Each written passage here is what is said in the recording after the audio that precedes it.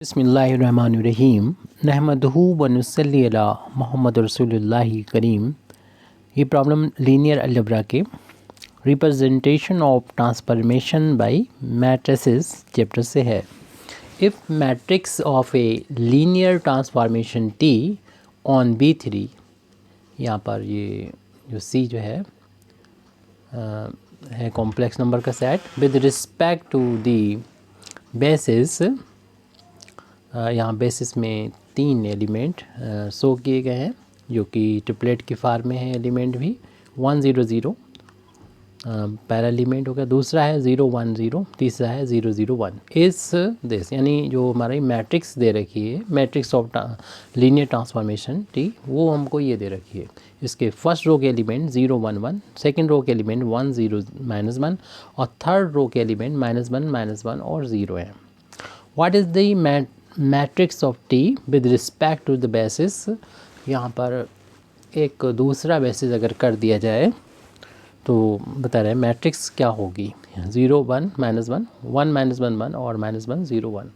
देखिए पहले जो हमको मैट्रिक्स ऑफ लीनियर ट्रांसफॉर्मेशन दे रखी है और इस बेस पर दे रखी है, तो इसके थ्रू हम लीनियर ट्रांसफॉर्मेशन यानी टी फाइंड कर लेंगे बिल्कुल उसको क्लियरली।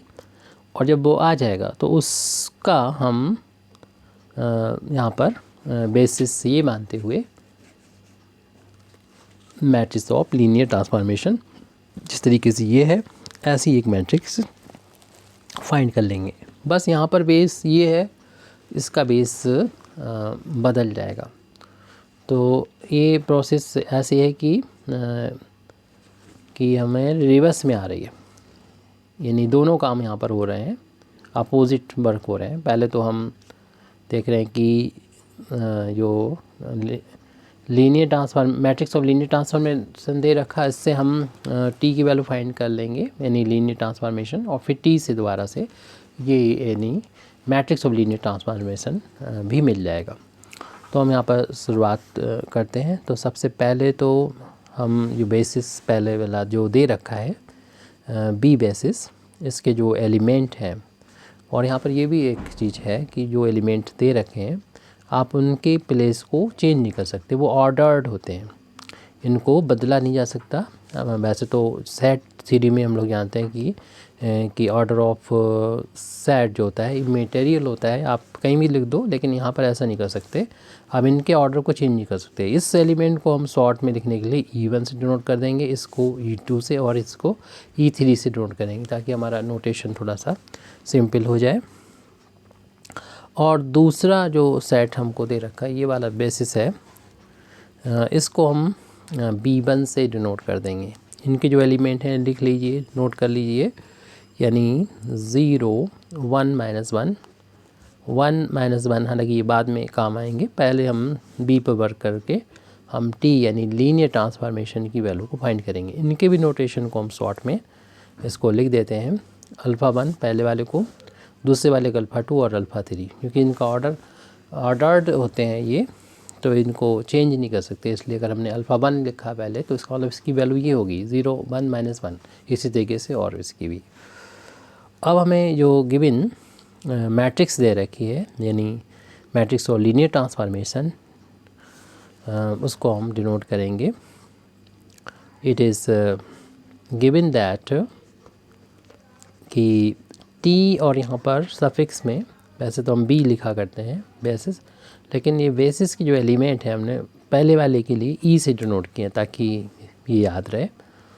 तो नोटेशन कोई भी यूज़ कर सकते हैं। ये वैल्यू गिवन है उसको हम यहाँ पर नोट कर देंगे, यानी जो भी ऊपर दे रखा है गिवन में मैट्रिक्स 0 1 1, फिर है 1 0 -1 सेकेंड ऑर्डर सेकेंड रो के एलिमेंट, थर्ड रो के एलिमेंट है -1 -1 और 0।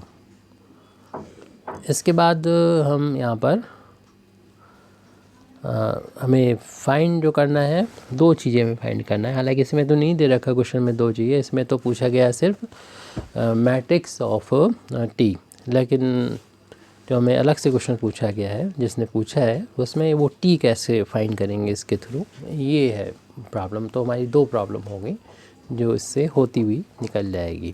यानी टी के बिना हम टी यानी ये मैट्रिक्स और लीनियर ट्रांसफॉर्मेशन विद जो हमारा जो बेस है B1 इसके रिस्पेक्ट में तभी निकाल पाएंगे हम लीनियर ट्रांसफॉर्मेशन फाइंड करें। तो हम यहाँ पर देख रहे हैं कि जो ये टी ट्रांसफॉर्मेशन है इसका डोमेन और को डोमेन दोनों हम देख रहे हैं कि V3 ही है। तो यहाँ पर उसमें कोडोमेन का एक एलिमेंट पहले ले लेते हैं, यानी ये हम बाद की तैयारी पहले करके रख लेते हैं। हालांकि हम यहाँ पर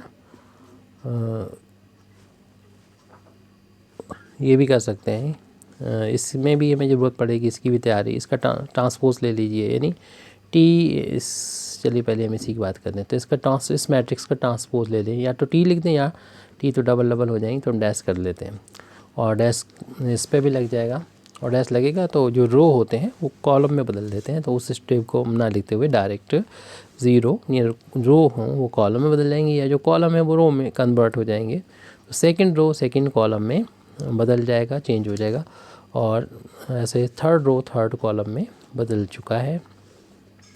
इसका हमें यूज़ करना होगा ट्रांसपोज का, इसको हम रखे रहें क्योंकि इसका हम डायरेक्ट यूज़ कर लेंगे एज इट जैसे लिखे हैं इसी तरीके से। ये कोफिशिएंट मैट्रिक्स हो जाएगी यहाँ पर, कोफिशिएंट मैट्रिक्स का फिर हम लोग यूज़ कर लेंगे। लेकिन इससे पहले हम ये कर सकते हैं, या तो जो भी हमारे जो एलिमेंट हैं, मेरा मतलब जो बेसिस में एलिमेंट हैं उनके जो है हम इमेज ले लें इस लीनियर ट्रांसफॉर्मेशन के थ्रू। यानी पहला बेसिस का एलिमेंट नहीं, हमारा पहले वाले जो बेसिस है B उस के एलिमेंट E1 E2 E3 हैं, तो इनके हम इमेज ले लेते हैं E1 और इसकी वैल्यू जो है क्योंकि हमारे सामने है ये, इसमें ये काम पहले कर लेते हैं हम। तो 0 लिखेंगे और जो बेसिस का पहला है एलिमेंट E1 लिखेंगे, प्लस फिर हम ये लिखेंगे 1 और बेसिस में जो दूसरा है एलिमेंट वो लिखेंगे, क्योंकि आपको मालूम है इस बेसिस के एलिमेंट को इंटरचेंज नहीं कर सकते, उनकी प्लेस नहीं चेंज कर सकते, फिक्स पोजीशन रहती है उनकी। और फिर तीसरा जो एलिमेंट है यानी माइनस, यहाँ पर आपकी जो इस मैट्रिक्स का जो ट्रांसपोज लेते हैं -1 और वहाँ पर क्या है E3 है उसको लिख देंगे।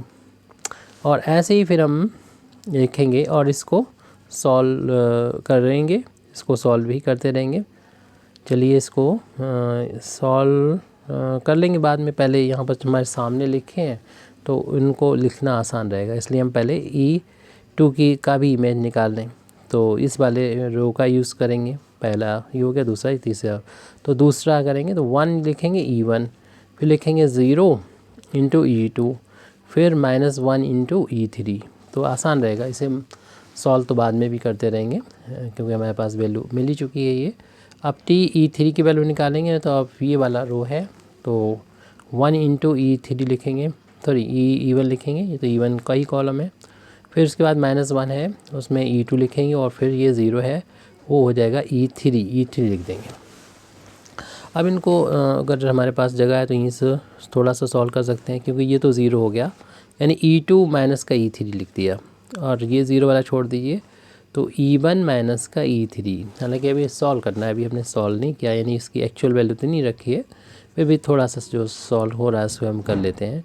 E1 बचेगा ये वाला, ये तो 0 हो गया, अगर माइनस का ये E2। अगर हम डायरेक्ट लिख सकें तो लिख सकते हैं, हालांकि E2 की वैल्यू हमारे सामने लिखी है, ये E2 है और ये E1 है, ये E3 लिख दीजिए यहाँ पर। इधर भी सॉल्व कर सकते हैं, या फिर आप अलग से यहाँ पर ना सॉल्व करना चाहें तो इसी वैल्यू को दोबारा से हम यहाँ पर बाद में सॉल्व कर लेते हैं, E1 की वैल्यू को। तो क्या थी E2 माइनस का E3 थी, चाहे रिपीट करें या डायरेक्ट कर लें। E और E2 की वैल्यू कितनी है हम देख के लिख देते हैं यहाँ पर, 0 1 0 है और फिर माइनस का E3 की वैल्यू कितनी है 0 0 1 है। माइनस करने का मेथड आपका जनरल वही रहेगा, यानी फर्स्ट को फर्स्ट से माइनस करें, ये मैट्रिक्स है, और सेकंड को सेकंड 1 में से 0 माइनस करेंगे 1 ही रहेगा, और 0 में से 1 माइनस करेंगे तो माइनस का 1 आ जाएगा।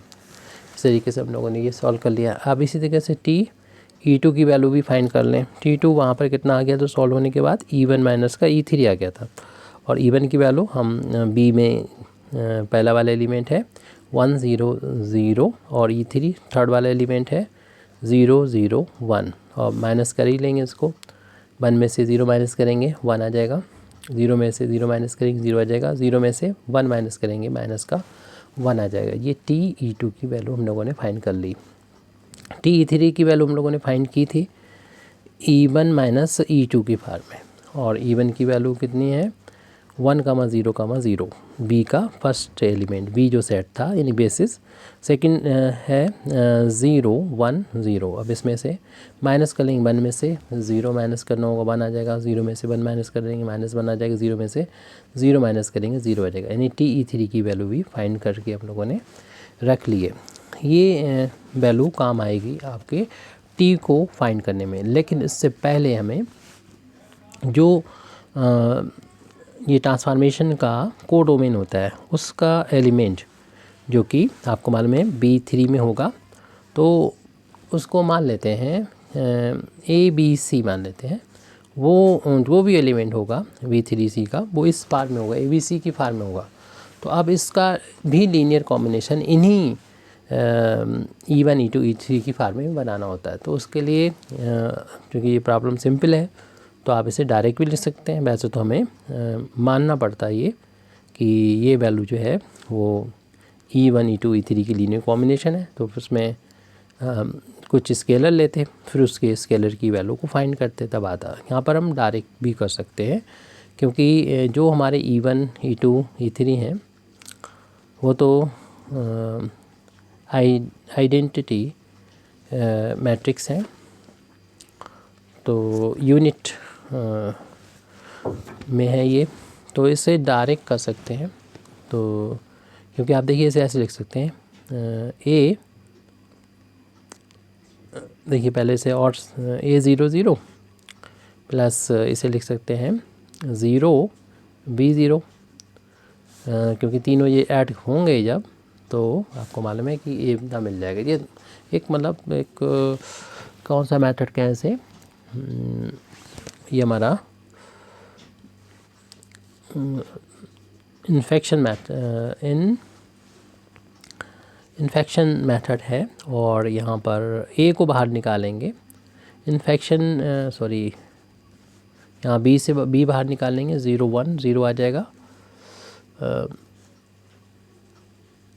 तो ये बना गया इस तरीके से। वैसे तो हमारा एक मेथड होता है इसका फाइंड करने का, जो हमें आगे ज़रूरत पड़ सकती है, शायद हमें वहाँ पर जब हम इसका उल्टा जाना पड़े तब हम इसको करेंगे। फ़िलहाल अभी इसमें टाइम की भी कमी है, और हमारे साथ ये जो वेक्टर्स हैं बहुत सिंपल हैं, और हमें ये लिखने में कोई प्रॉब्लम नहीं करेंगे। ये यानी यहाँ से हमने बाहर ले लिए तीनों में से, हालांकि ये 0 है, इस पर कोई फ़र्क नहीं पड़ता, तो 1 आ गया। लेकिन ये वैल्यू जो है वो हमारे E1 के बराबर है, यानी हम ABC को इस तरीके से लिख सकते हैं, और plus B into E2 plus का C इंटू E3। अब यानी ये एक एलिमेंट है। अब यहाँ पर हम क्या करते हैं, T को अप्लाई कर देते हैं दोनों साइड में, यानी ट्रांसफॉर्मेशन ले लेते हैं इस एलिमेंट का। इस एलिमेंट देखिए राइट हैंड साइड में ये प्लस का साइन है, और T क्या है, ये लीनियर ट्रांसफॉर्मेशन है। लीनियर ट्रांसफॉर्मेशन की जैसे कि डेफिनेशन है, वो ट्रांसफॉर्मेशन में जो लीनियर प्रॉपर्टी होती है वो दो प्रॉपर्टी होती है, दोनों को ऐड कर देते हैं। तो ये वहाँ पर हम इसकी डेफिनेशन का यूज़ करते हुए इसे सॉल्व करेंगे। यानी जो प्लस का साइन है और मल्टीप्लिकेशन भी है इनमें यहाँ पर, तो प्लस वालों को हम यहाँ पर लीनियर ट्रांसफॉर्मेशन की प्रॉपर्टी का यूज़ करेंगे। कांस्टेंट यहाँ पर बाहर ले लेंगे, और ये E1 पर ऑपरेट हो जाएगा। ऐसे B बाहर ले लेंगे, T E2 पर ऑपरेट हो जाएगा, और ऐसे C बाहर ले लेंगे, और ये T जो होगा E3 पर ऑपरेट हो जाएगा। ये वैल्यू हम लोगों ने पहले ही इसलिए फाइंड करके रखी हुई थी, जो ऊपर आपके सामने यहाँ पर है। ये वैल्यू है TE1 की, TE2 की और TE3 की। इन वैल्यूज़ को यहाँ पर पुट कर देंगे, तो ए ये वैल्यू कितनी है नोट कर देंगे, T1 की वैल्यू है 0 1 -1, B इंटू T2 की वैल्यू कितनी है 1 0 और -1, और फिर इसके बाद में T3 की वैल्यू कितनी है 1 -1 और 0। तो हम ए का दोबारा से अंदर मल्टीप्लिकेशन करेंगे तो यहाँ पर 0 रहेगा, यहाँ पर ए और यहाँ माइनस ए हो जाएगा। बी का अंदर मल्टीप्लिकेशन करेंगे, बी 0 और माइनस का बी हो जाएगा। सी का अंदर मल्टीप्लिकेशन करेंगे, सी माइनस सी और 0 हो जाएगा। फिर इन तीनों को हम ऐड कर लेंगे, तीनों को ऐड करने पर ये क्या होगा 0 में बी ऐड करेंगे और सी ऐड करेंगे तो यहाँ तो बी प्लस सी आ जाएगा। फिर उसके बाद हम यहाँ पर इस ए में 0 ऐड करेंगे, फिर माइनस सी ऐड करेंगे तो ए माइनस का सी आ जाएगा। फिर इस माइनस ए में माइनस बी ऐड करेंगे और फिर 0 ऐड करेंगे तो माइनस ए माइनस बी ही बचेगा। तो इस तरीके से इस ए बी सी का जो ट्रांसफॉर्मेशन है इस डोमेन के इस एलिमेंट का, तो ये कोडोमेन में हमें इतना मिल जाएगा। ये हमें फाइंड करना एक हमें इंटरमीडिएट कहना चाहिए कि एक टर्म है। इसके थ्रू हम इसके बाद में हम जाएंगे, यानी हम चेंज करेंगे बेसिस। तो बेसिस चेंज करते हैं या यहाँ तक कि बेसिस के जो ऑर्डर है यानी जो एलिमेंट का ऑर्डर है उसको अगर चेंज करते हैं तब फिर भी matrix of linear transformation change हो जाता है। यहाँ तो आप बेसिस चेंज करेंगे तो जो मैट्रिक्स हमें दे रखा था वो तो दूसरे बेसिस के बेस पर था। अब हम जो मैट्रिक्स चेंज बेसिस चेंज करें तो मैट्रिक्स चेंज हो जाएगा और वो क्या होगा वो हमें फाइंड करना। ये हमारा क्वेश्चन था, यानी ये हमें सॉल्व करना था। तो अभी हमारा प्रॉब्लम आधी हुई है, इसके बाद वाली आधी प्रॉब्लम सॉल्व करना है। तो टी अल्फ़ा 1 देख लीजिएगा, हमारा बेसिस जो दूसरा बेसिस था B1 हमने जिसको माना था उसका पहले एलिमेंट को हमने अल्फ़ा 1 से डिनोट किया था और उसकी जो वैल्यू है वो 0 1 और माइनस का 1 क्वेश्चन में दे रखी है और हम इसकी वैल्यू को इस डेफिनेशन के थ्रू फाइंड कर लेंगे। इसमें क्या करना होगा, इसकी वैल्यू को फाइंड करना होगा, पहले बी और सी को ऐड कर लेंगे तो क्लियर सी बात है, इन दोनों को ऐड करेंगे 0 आ जाएगी। फिर ए में से सी को माइनस करेंगे, ये है सी को माइनस करेंगे प्लस हो जाएगा यानी 1 आ जाएगा। फिर क्या करना, तीसरा वाला ए भी माइनस करेंगे बी भी माइनस करेंगे, 0 माइनस करेंगे कोई फ़र्क नहीं पड़ेगा, इस पर माइनस करेंगे तो माइनस का 1 हो जाएगा। तो ये सॉल्व होकर इसकी वैल्यू हमने देखा कि इतने के इक्वल आ गई है 0 1 और -1। इसी तरीके से टी अल्फ़ा 2 की वैल्यू को फाइंड करेंगे तो हमारे पास डेफिनेशन है, पहले वैल्यू पुट कर दें अल्फ़ा 2 की। अल्फ़ा 2 की वैल्यू देख लीजिए, दो यानी हमारा जो B1 था उसका सेकेंड एलिमेंट था 1 -1 और 1। तो यहाँ पर क्या करना होता है कि बी और सी को ऐड करना होता है, तो बी और सी को ऐड किया 0 हो गया। फिर उसके बाद क्या करते हैं, ए में से सी को माइनस करते हैं, तो ए ये है सी ये है, इसमें माइनस किए तभी 0 आ जाएगा। फिर थर्ड वाले में क्या करते हैं, ए और बी दोनों माइनस, ये माइनस करेंगे ये प्लस हो जाएगा, माइनस प्लस को जोड़ेंगे तो ये 0 0 आ जाएगा। तीसरा टी अल्फ़ा 3 की वैल्यू फाइंड करेंगे। अल्फ़ा 3 देख लीजिए वहाँ से B1 में से कितना था, B1 का थर्ड वाला एलिमेंट था -1 0 और 1। इसे कैसे फाइंड करेंगे, इस डेफिनेशन हमारे पास सामने लिखी हुई है। बी और सी को ऐड करेंगे, पहले वाला एलिमेंट मिल जाएगा तो इन दोनों को ऐड करेंगे 1 आ जाएगा। फिर क्या करना होगा, ए में से सी को माइनस करना होगा, तो ये माइनस करेंगे माइनस का इसमें से माइनस करेंगे तो ए में से सी को माइनस करेंगे तो ए की वैल्यू -1 है और सी की वैल्यू जो है वो यहाँ पर 1 है, तो ये -1। तो इसमें हमें सेकंड वाले में दिखा रहा है कि ए में से सी को माइनस करना है, तो ए की वैल्यू तो ये है और सी ये है। जब माइनस करेंगे ये भी माइनस हो जाएगा और ये माइनस था तो माइनस का ये 2 हो जाएगा। और उसके बाद में लास्ट वाले में ए को माइनस करना है और बी को माइनस करना है। ये इसको माइनस करेंगे तो प्लस हो जाएगा, इसको माइनस करेंगे 0 ही रहेगा, यानी ये प्लस का 1 आ गया। इस तरीके से ये तीनों एलिमेंट तो हमारे आ गए हैं। लेकिन अब हमें इस बेसिस यानी हमारा जो कोडोमेन है उसका जो एलिमेंट है उनको इन्हीं अल्फ़ा 1 अल्फ़ा 2 के अल्फ़ा 1 अल्फ़ा 2 अल्फ़ा 3 के लीनियर कॉम्बिनेशन की फार्म में लिखना है। जैसे कि हम इसमें आपसे कह रहे थे कि हम इसको बदल लेंगे, लेकिन इसको हमने डायरेक्ट यहाँ पर किया है, और भी डायरेक्ट कर सकते थे, लेकिन जिस तरीके से अगर आप चाहें तो इस तरीके से कर सकते हैं जो अभी हम करने जा रहे हैं। यहाँ पर लीनियर ट्रांसफॉर्मेशन कैसे बनाते हैं आपको मालूम भी होगा, तो कोई बड़ी प्रॉब्लम नहीं है। ये यानी हमारा एलिमेंट कोई हो कोडोमेन का, अब इससे हम ऐसे लिखेंगे, ये हमारे स्केलर हैं x y z स्केलर है, उसको इस तरीके से लिया जाएगा कि हमारे जो यहाँ पर वेक्टर है अल्फ़ा 1 अल्फ़ा 2 अल्फ़ा 3, उनके लीनियर कॉम्बिनेशन की फॉर्म में इस एलिमेंट को लिखा जा सकता है। तो अब इनकी जो एक्चुअल वैल्यू है वो अल्फ़ा 1 की जो एक्चुअल वैल्यू है वो यहाँ पर हम पुट कर देंगे, जो कि 0 1 और -1 है। फिर प्लस वाई इंटू अल्फ़ा 2 की वैल्यू जो है 1 -1 और 1 है, 1 -1 और 1 है। अल्फ़ा 2 की वैल्यू 1 -1 है। और फिर अल्फ़ा 3 की वैल्यू लिखना है, z इंटू अल्फ़ा 3 की वैल्यू है -1 0 और 1, -1 0 1, -1 0 1, 0 और 1 देख लेते हैं, बाकी सारी वैल्यू सही है। अब इनका हमें सॉल्व करना है। x का अंदर मल्टीप्लिकेशन कर दीजिए, ये 0 हो जाएगा, ये x हो जाएगा, -x हो जाएगा। यहाँ पर y का इंटू करेंगे, y माइनस का y और ये y हो जाएगा। z का मल्टीप्लिकेशन अंदर कर दीजिए, माइनस का z 0 और z हो जाएगा। फिर इनको ऐड करना है तीनों को, 0 में y और इसमें z माइनस z करेंगे तो y माइनस z हो जाएगा। x अब सेकंड वालों को ऐड कर लिए, x में माइनस y ऐड किया और फिर 0 ऐड करिए, कोई इफेक्ट नहीं पड़ेगा। -x में ऐड कर दिए इस y को और इस z को ऐड कर दीजिए और ये बराबर चल रहा है a b c के इक्वल चल रहा है। यहाँ से यानी 3 इक्वेशन बन जाएंगे, यानी y माइनस जेड की वैल्यू a के इक्वल हो जाएगी, फर्स्ट के इक्वल हो जाएगी। इक्वेशन हमने अभी तक कोई डाला नहीं तो 1 को डाल देते हैं इसको, और x माइनस वाई जो है वो b के इक्वल हो जाएगा, इस इक्वेशन नंबर 2 डाल दें। और -x प्लस वाई प्लस का z जो है वो इक्वेशन नंबर c हो जाएगी, इस इक्वेशन नंबर 3 डाल देते हैं। हम यहाँ से x y z की वैल्यू को, जो कि अननोन है, स्केलर है, इनकी वैल्यू को फाइंड करना है। पहला इक्वेशन y और z में, अगर हम चाहें तो लास्ट के इक्वेशन को भी y और z में ऐड बना सकते हैं। अगर इन दोनों इक्वेशन को ऐड कर दिया तो क्या होगा, ये दोनों प्लस माइनस कैंसिल हो जाएंगे, ये भी कैंसिल हो जाएंगे। हम तो y और z में जा रहे थे लेकिन ओनली ये z में ही निकल आया, यानी z की वैल्यू आ गई। हमने लास्ट के दोनों इक्वेशन को प्लस किया है, यानी b प्लस का c कर दिया, z की वैल्यू आ गई। z से हम इक्वेशन नंबर 1 से हम y की वैल्यू भी फाइंड कर सकते हैं, क्योंकि z के वहाँ b प्लस c रख दीजिए, इससे y की वैल्यू आ जाएगी, ये उधर जाके प्लस हो जाएगी, यानी a प्लस b प्लस का c आ जाएगा।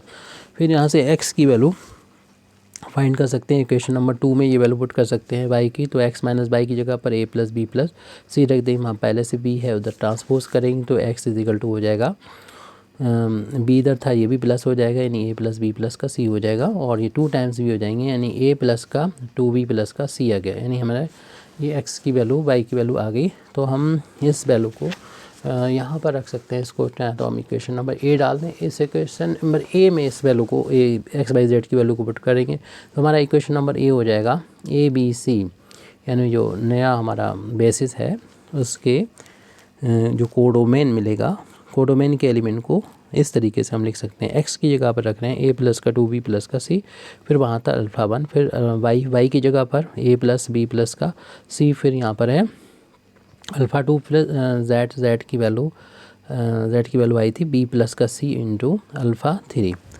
फिर इन वैल्यूज़ को पुट करने के लिए पुट कर लिया हम लोगों ने। अब जो अल्फ़ा 1 था, अल्फ़ा 1 की जो वैल्यू है उनको लिखेंगे। अल्फ़ा 1 की वैल्यू थी 0 1 -1, तो वो a b c का काम करेंगे। यहाँ पर आपको a b c यहाँ पर पुट कर देना है, ये a b c है। तो इसमें अल्फ़ा 1 अल्फ़ा 2 अल्फ़ा 3 तो वैसे ही लिखा रहने देंगे। देखिए यहाँ पर क्या आएगा, अल्फ़ा 1 का कोफिशिएंट क्या आएगा, वो मिला है b, और a को a में 2b जोड़ेंगे और c जोड़ेंगे, तो ये a है, ये b है, ये c है, इसको ये इससे मैच करा लें तो इसका बीच वाले का दुगुना कर दें, यानी 2 हो जाएगा। और ये चूँकि 0 है तो 0 में c जोड़ेंगे तो -1 ही रहेगा, -1 और ये 2, तो डिफरेंस आ गया प्लस का 1 आ गया।